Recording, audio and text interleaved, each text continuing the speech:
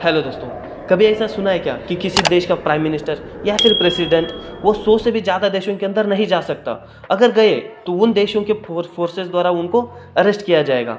लेकिन ऐसा हो सकता है क्योंकि व्लादिमीर पुतिन जो कि रशिया के प्रेसिडेंट है उनको आईसीसी मतलब इंटरनेशनल क्रिमिनल कोर्ट द्वारा अरेस्ट वारंट जारी किया है।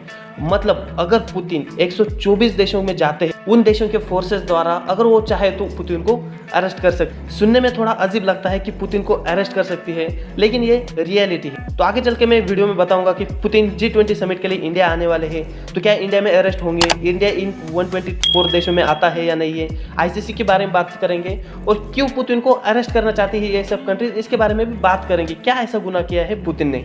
तो वीडियो को लास्ट तक जरूर देखिए और वीडियो पसंद आए तो लाइक शेयर सब्सक्राइब जरूर कर देना।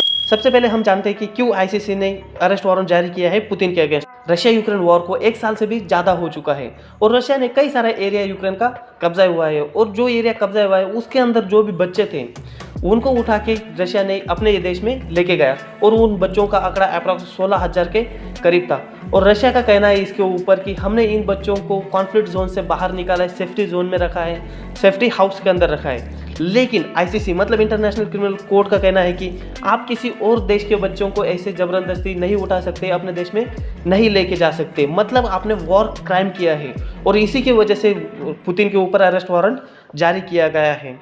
और रशिया के जो प्रेसिडेंट है उन्होंने खुद कहा है कि हम इन बच्चों को लेके गए और पुतिन के आदेश से रशिया के कमिश्नर है चिल्ड्रन राइट्स के लिए जिसका नाम है मरिया लोवा बेलोवा, उसके ऊपर भी वॉर क्राइम के एलिगेशंस लगाए। मतलब ये महिला भी अगर 124 कंट्रीज में जाती है तो उन कंट्रीज के फोर्सेस द्वारा इनको अरेस्ट किया जा सकता है। तो उसके बाद तुरंत ही इसके ऊपर कई सारे देशों की प्रतिक्रिया आ गई। जैसे जर्मनी ने कहा कि हम आईसीसी के निर्णय को समर्थन करते हैं और जैसे ही पुतिन अगर जर्मनी में पैर भी रखते हैं तो हम उनको अरेस्ट करेंगे। ये थोड़ा भड़काऊ भाषण हो गया, लेकिन ऐसे जर्मनी ने दे दिया। यूएसए ने भी कहा है कि हम भी आईसीसी के निर्णय को समर्थन करते हैं और ऐसे कई सारे देश थे जो कि आईसीसी के समर्थन में आ गए। अभी अपना नेक्स्ट क्वेश्चन है कि क्या इंडिया 124 कंट्रीज में आता है, तो इसका सिंपल सा आंसर है नो, क्योंकि 124 मेंबर से ये पूरे आईसीसी के इसके अंदर इंडिया नहीं आता है। मतलब अगर पुतिन इंडिया में आते हैं G20 समिट को अटेंड करने के लिए तो इंडिया के फोर्सेस द्वारा उनको अरेस्ट नहीं किया जाएगा। और आपको बता दूं कि ये ऐसा नहीं है कि 124 कंट्रीज के फोर्सेस रशिया में जा सकते हैं उनको अरेस्ट करने के लिए। और इंडिया सहित यूएसए भी आईसीसी का मेंबर नहीं है। मतलब पुतिन यूएसए में भी जाते हैं तो यूएसए की फोर्सेस द्वारा उनको अरेस्ट नहीं किया जाएगा। और ऐसा नहीं है कि ये फर्स्ट बार हुआ है, इससे पहले भी 2 प्रेसिडेंट के ऊपर वॉर क्राइम के एलिगेशंस लगे हुए। जैसे साउथ सूडान के प्रेसिडेंट अल बशीर, उनके ऊपर भी वॉर क्राइम की वजह से अरेस्ट वारंट आईसीसी के द्वारा निकला था।